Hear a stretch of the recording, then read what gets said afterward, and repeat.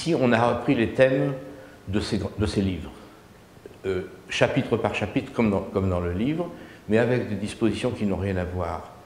C'est la première fois que je verrai sans doute une exposition où on s'est permis de rythmer aussi. Il y a des endroits où il y a 3 photos, puis un espace, d'autres où elles se tiennent un peu plus, etc. Ça, c'est grâce au directeur artistique Jean-Yves Kéry. Je n'ai pas touché au cadrage, ou fort peu.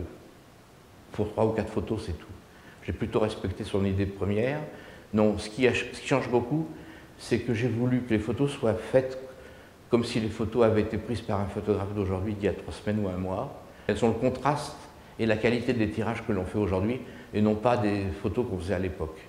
D'ailleurs, et l'imprimerie et l'exposition reflètent cela, c'est volontaire.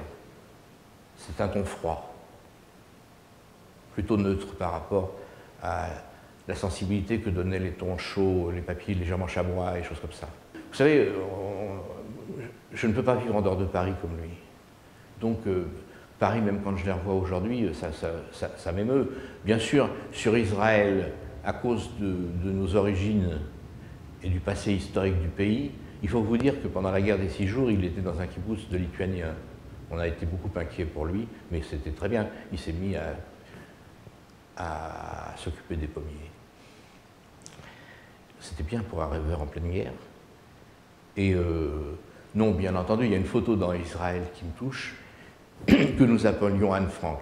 C'est celle où il y a une jeune fille qui va planter un arbre dans la forêt des Martyrs, et qui est comme ça, qui se trouve à gauche dans l'exposition là-bas.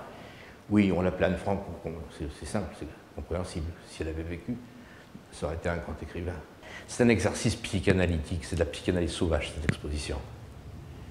Ce sont les conversations qu'on appelle.